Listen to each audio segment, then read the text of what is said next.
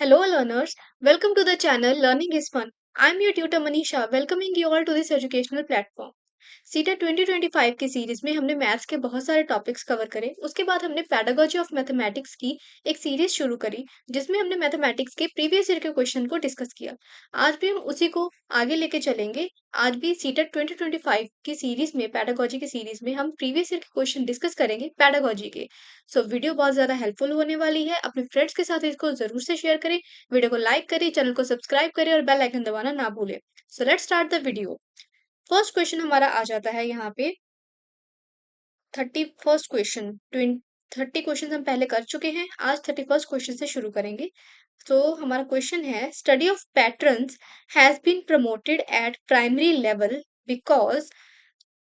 हमें कहा गया है कि जो पैटर्न्स की स्टडी होती है, अलग अलग पैटर्न्स होते हैं, ज्योमेट्रिकल पैटर्न्स हो गए, तो उसकी स्टडी प्राइमरी लेवल पे क्यों प्रमोट की जाती है। इसके ऑप्शन है हमारे पास। Patterns are artistic in nature, patterns artistic in nature होते हैं इसीलिए।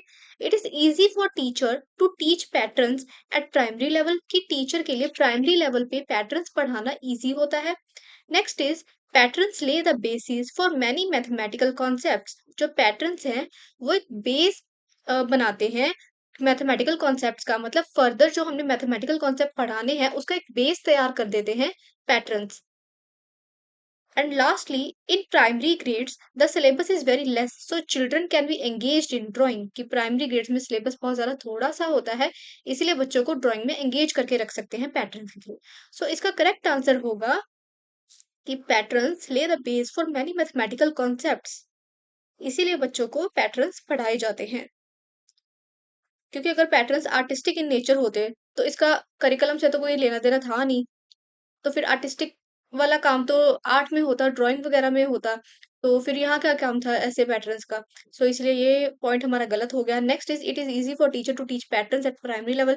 ये वाले पॉइंट्स हम नहीं सिलेक्ट करते कि टीचर के लिए इजी है, बच्चे के लिए इजी है, ऐसे पॉइंट्स को हम इग्नोर करते हैं। हम वो पॉइंट्स चूज करते हैं जिसमें बच्चे बच्चे की डेवलपमेंट की बात की गई हो, बच्चा कुछ सीख रहा हो जिसमें।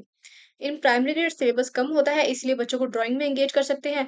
ये तो पॉइंट बिल्कुल भी हम नहीं चूज करेंगे, ये भी पॉइंट गलत हो जाएगा क्योंकि इसका कोई मीनिंग ही नहीं हुआ।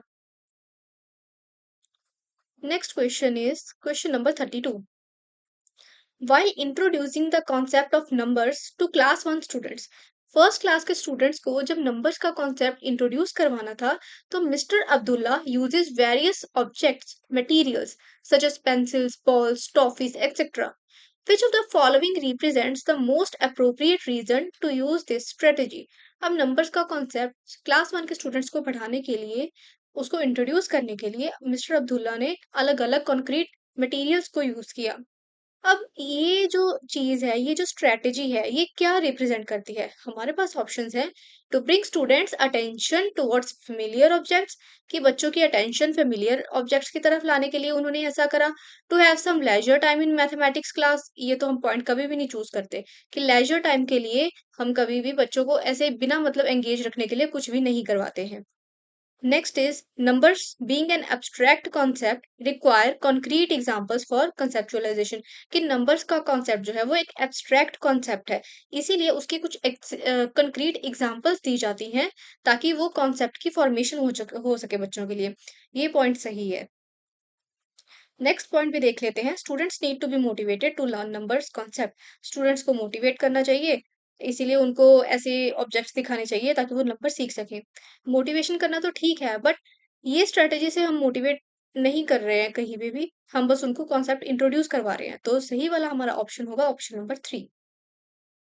सो नेक्स्ट क्वेश्चन की तरफ चलते हैं। Question number 33। क्वेश्चन नंबर 33 में कहा गया है, in synthetic method we proceed from known to unknown, unknown to known, simple complex to simple, या फिर example to rule.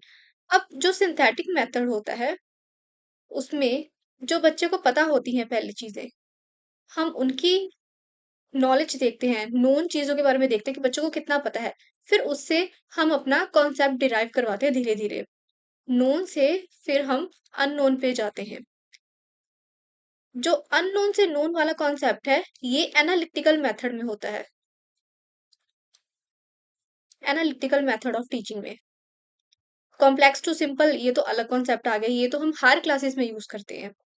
Next is example to rule. Example to rule भी इसमें नहीं आएगा, वो आ जाता है इंडक्शन मेथड में।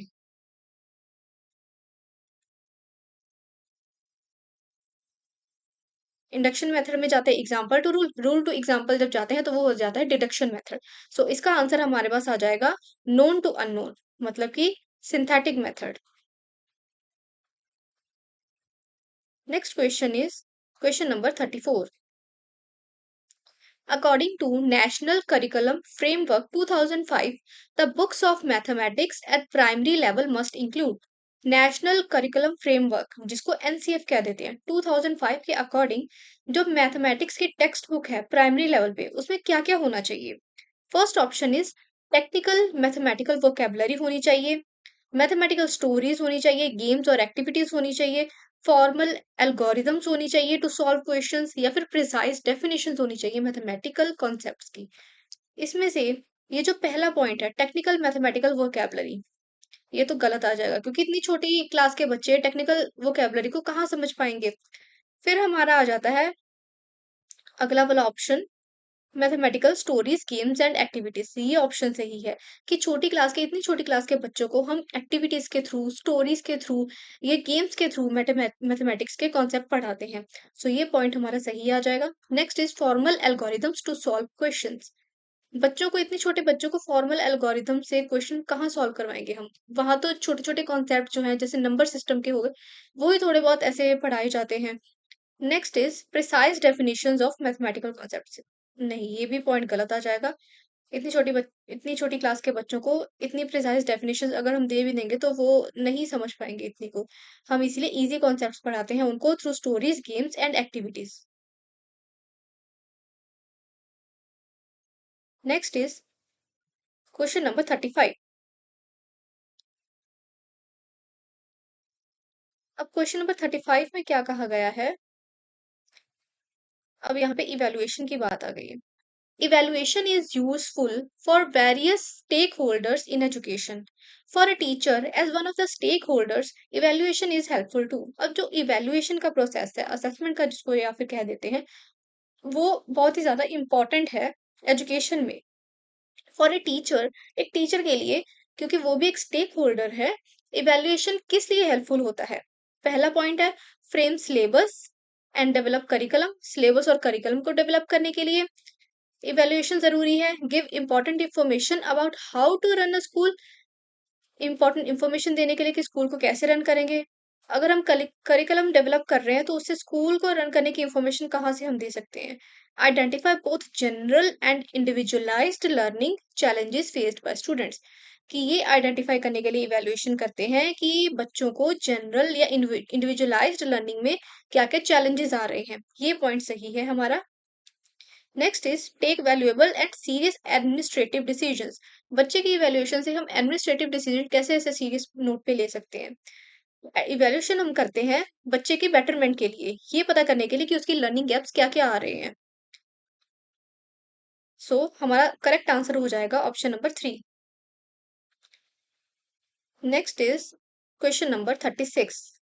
अब क्वेश्चन नंबर 36 में कहा गया है A child in a mathematical classroom writes 4.78 is greater than 4.9 and 7.26 is greater than 7.3. Which of the following is the most appropriate reason for this error? अब ये जो गलती करी है बच्चे ने कि 4.78 इसको बड़ा कर दिया 4.9 से और 7.26 को बड़ा लिख दिया 7.3 से। अब इसका सबसे अच्छा रीजन क्या है इस गलती का बच्चे की। तो हमारे पास ऑप्शंस हैं, the child is careless and inattentive in class. जैसे कि मैंने पहले ही कहा था, हम बच्चों को कभी भी केयरलेस या इनअटेंटिव क्लास में ऐसे नहीं कहते, हम ऐसे वर्ड्स बच्चों के लिए यूज नहीं करते हैं। The child needs to be given more similar problems to practise. अगर बच्चे को हम प्रॉब्लम्स देते भी जाएंगे प्रैक्टिस करने के लिए तो वो बार बार गलती करता जाएगा, उसको गलती की रेक्टिफिकेशन यहाँ पे कहाँ हुई।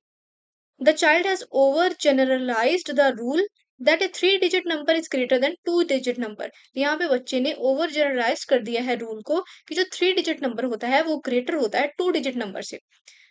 ये हमारा पॉइंट फिर भी सही लग रहा है। Next is the child has mathematical learning disabilities, कि बच्चे को लर्निंग डिसेबिलिटीज हैं। हम ऐसे ही छोटी सी एरर के बेस पे बच्चे को नहीं कह सकते कि उसको लर्निंग डिसेबिलिटी है। सो हमारा करेक्ट ऑप्शन आ गया ऑप्शन नंबर 3। ऑप्शन नंबर 3 हमारे क्वेश्चन नंबर 36 का सही आंसर हो गया। अब आ जाते हैं नेक्स्ट क्वेश्चन पे, क्वेश्चन नंबर 37 पे। क्वेश्चन नंबर 37 में क्या कहा गया है कि according to national curriculum framework 2005, NCF 2005 के अकॉर्डिंग जो प्राइमरी लेवल मैथमेटिक्स टीचिंग है एंड लर्निंग है वो उसका फोकस कहाँ होना चाहिए। ऑप्शन नंबर 1 है लर्निंग मैथमेटिकल टर्मिनोलॉजीज पे, कि जो मैथमेटिक्स की टर्मिनोलॉजीज हैं उसको लर्न करने में।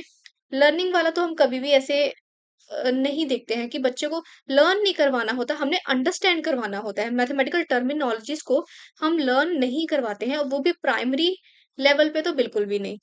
Memorising of algorithms, memorising rote memory, ऐसे रोट मेमोराइजेशन पे हम फोकस नहीं करते हैं कभी भी टीचिंग पे, चाहे वो प्राइमरी लेवल हो चाहे वो सेकेंडरी हो। हाँ, फॉर्मूलाज वगैरह जरूर मेमोराइज करने होते हैं, बट एल्गोरिथम्स इतनी छोटी क्लास के बच्चों के लिए मेमोराइज करना डिफिकल्ट है, सो ये फोकस नहीं होगा। Next is mathematical explorations through activities, की फोकस होना चाहिए मैथमेटिकल एक्सप्लोरेशंस करना एक्टिविटीज के through. Rigorous practice of solving questions, बच्चे की लगातार ऐसे क्वेश्चन सॉल्व करवा करवा करवा के प्रैक्टिस करवानी चाहिए, ये भी गलत है ऑप्शन।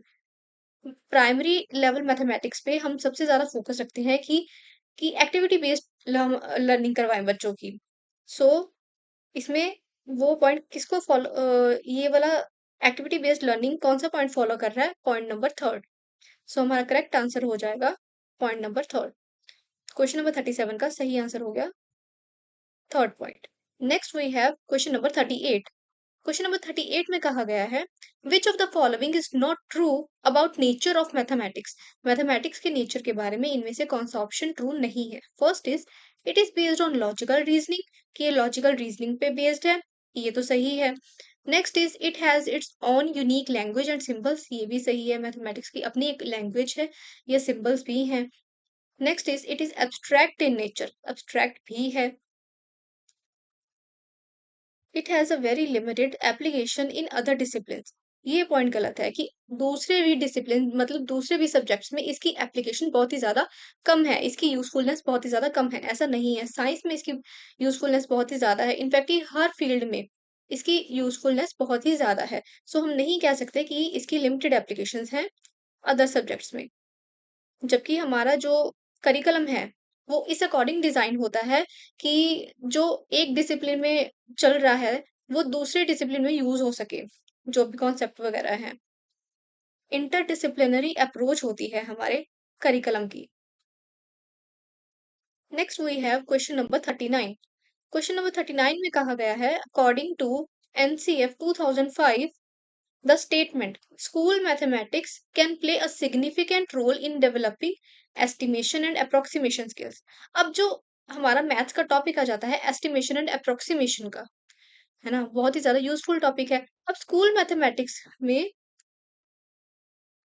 कैन ये जो स्कूल मैथमेटिक्स है ये बहुत ही ज्यादा सिग्निफिकेंट रोल प्ले कर सकता है बच्चे की एस्टिमेशन या फिर अप्रोक्सीमेशन स्किल्स को इम्प्रूव करने में। तो नेशनल करिकुलम फ्रेमवर्क 2005 के अकॉर्डिंग ये स्टेटमेंट क्या है? इसके ऑप्शंस है हमारे पास कि ये ट्रू नहीं है, not true since mathematics is a subject which requires exact answer, कि ये स्टेटमेंट ट्रू नहीं है क्योंकि मैथमेटिक्स में एग्जैक्ट आंसर्स चाहिए होते हैं। बट नहीं, ऐसे तो नहीं है। हम एग्जैक्ट आंसर नहीं, कई बार अप्रोक्सीमेट आंसर्स भी निकालते हैं जैसे फ्रैक्शन की फॉर्म में, या फिर ऐसे 1.27 करके ऐसे कुछ पॉइंट्स के फॉर्म में एस्टिमेटेड आंसर भी निकालते हैं, एग्जैक्ट आंसर नहीं निकालते जब वो ऐसे नॉन टर्मिनेटिंग होते हैं। तो ये पॉइंट तो हमारा हो गया गलत। नेक्स्ट इज कि ये जो स्टेटमेंट है वो ट्रू है सिंस स्टूडेंट्स में approximate the answers as it is difficult to remember many formula and algorithms। ये स्टेटमेंट सही है क्योंकि स्टूडेंट्स जो है वो आंसर को अप्रोक्सीमेट फॉर्म में लिख सकते हैं, क्योंकि फॉर्मूला और एल्गोरिथम तो याद करना बहुत ही ज्यादा डिफिकल्ट है। तो ये तो ऑप्शन हम नहीं चूज करेंगे कि सिर्फ फॉर्मूला और एल्गोरिथम डिफिकल्ट हो जाते हैं इसलिए हम बच्चे को कह देंगे कि वो एस्टिमेटेड आंसर लिख दो, नहीं, ऐसे नहीं है। नेक्स्ट इज ये स्टेटमेंट ट्रू है since it helps in saving time in solving problems. ये स्टेटमेंट ट्रू इसलिए है क्योंकि इससे टाइम सॉल्व हो रहा है प्रॉब्लम्स को सॉल्व करने में। ये भी सही नहीं है। सिर्फ टाइम सेव करने के चक्कर में हम ऐसे आंसर्स की अप्रोक्सीमेशन तो नहीं कर सकते। तो अगला लास्ट पॉइंट आ जाता है कि ये स्टेटमेंट ट्रू है क्योंकि since solutions to many scientific mathematical and everyday problems involves estimation and approximation. ये स्टेटमेंट इसीलिए ट्रू है क्योंकि हमारी जो डेली लाइफ प्रॉब्लम्स हो जाती हैं, साइंटिफिक प्रॉब्लम्स हो जाती हैं या मैथमेटिकल प्रॉब्लम्स हो जाती हैं, उनमें एस्टिमेशन या फिर अप्रोक्सीमेशन चलती है, हम यूज करते ही करते हैं। इसीलिए स्कूल लेवल पे इसको स्किल को डेवलप करना इम्पोर्टेंट हो जाता है और स्कूल लेवल पे स्कूल मैथमेटिक्स में इसको डेवलप किया भी जाता है। वो सिग्निफिकेंट रोल प्ले करता भी है इस चीज को डेवलप करने में। सो हमारा सही आंसर हो जाएगा ऑप्शन नंबर 4। क्वेश्चन नंबर 39 का सही answer is option number 4। Let's come to the next question. Question number 40। Which of the following would be least appropriate to teach fractions at primary level. बच्चों को fractions पढ़ानी है primary level पे, तो following options में से कौन सा सबसे लीस्ट अप्रोप्रिएट होगा, सबसे कम सही होगा। हम जो सबसे सही वाले ऑप्शंस होंगे वो तीन अलग कर लेंगे, जो सही नहीं होगा या सबसे कम सही होगा उसको हम चूज कर लेंगे इसका आंसर, क्योंकि हमें ये क्वेश्चन नेगेटिविटी में पूछा जा रहा है। तो फर्स्ट ऑप्शन है using pictorial representation of fractions, की फ्रैक्शंस पढ़ानी है बच्चे को प्राइमरी लेवल पे, तो पिक्टोरियल रिप्रेजेंटेशन हम कर सकते हैं। यस, पिक्टोरियल रिप्रेजेंटेशन बच्चे को हम करके दिखाते हैं। जैसे इस फॉर्म में हम करते हैं कि सर्कल के एक पार्ट को ऐसे ड्रॉ आउट कर दिया, तो हम पूछ सकते हैं कि कलर्ड पार्ट जो है इसकी फ्रैक्शन कितनी आ गई, 1/4 आ गई। नॉन कलर्ड पार्ट की कितनी आ गई, 3/4। पिक्टोरियल रिप्रेजेंटेशन कर सकते हैं या एप्पल्स के साथ कर सकते हैं। ऐसे डेली लाइफ ऐसे एग्जांपल्स लेके या फिर कॉन्क्रीट ऑब्जेक्ट्स की हेल्प से हम पढ़ा सकते हैं। तो पिक्टोरियल रिप्रेजेंटेशन वाला पॉइंट तो सही है। नेक्स्ट इज डिफरेंशिएट करना between fractions and natural numbers को डेफिनिशन के साथ। अब प्राइमरी लेवल पे बच्चों को तो कहाँ याद होंगी फ्रैक्शंस या फिर नेचुरल नंबर्स की डेफिनिशन। सो ये पॉइंट हमारा गलत आ जाता है। इतनी छोटी क्लास पे तो हम डिफरेंशिएट ऐसे नहीं करवा सकते। Next is using daily life examples of part and whole relationship. अब पार्ट एंड होल रिलेशनशिप की यूज करके डेली लाइफ एग्जांपल्स के थ्रू हम उनको पढ़ा सकते हैं। यस, ये बिल्कुल सही है। ये जो फर्स्ट पॉइंट है ये भी तो हमारा यही कह रहा था कि पिक्टोरियल रिप्रेजेंटेशन यूज करके पार्ट एंड होल का कॉन्सेप्ट यूज करके हम पढ़ा सकते हैं। तो ये पॉइंट तो सही है। Next is using paper folding techniques to represent various fractions. अब पेपर फोल्डिंग टेक्निक से भी कर सकते हैं कि हम एक पेपर ले लें, उसको फोल्ड कर दें। तो अगर पेपर ऐसे पूरा का पूरा है, तो हम क्या बोलेंगे, ये है एक फोल्ड। अगर उसको फोल्ड कर दें, तो वो क्या बन जाता है, उसका एक पार्ट बन जाता है, अगर उसका एक साइड हम देखें तो। तो ऐसे भी हम करवा सकते हैं, पेपर फोल्डिंग टेक्निक से भी हम करवा सकते हैं। सो इन दैट केस हमने नेगेटिव वाला लीस्ट अप्रोप्रिएट वाला चूज करना था। लीस्ट अप्रोप्रिएट वाला हमारा है option number 2। So last question, question number 40 का हमारा करेक्ट आंसर आ गया option number 2। So I hope आपको आज का सेशन अच्छा लगा हो, इंफॉर्मेटिव लगा हो। तो अगर वीडियो अच्छी लगी हो तो लाइक ज़रूर करें, कमेंट करें, शेयर करें अपने फ्रेंड्स के साथ और चैनल को सब्सक्राइब भी ज़रूर से करें। अगर कोई भी क्वेरी हो तो chawla.anisha31@gmail.com पे आप मेल भी कर सकते हैं, या फिर हमारा टेलीग्राम चैनल भी है जहाँ पे आपको डेली कंटेंट वीडियोस मिलती रहेंगी, जो कि आपको सिलेबस कंप्लीट करने में अपना सीटेट का हेल्प करती रहेंगी और साथ में एमसीक्यूज भी मिलते रहेंगे। और हमारी tagline together we can together we will. Thanks for watching.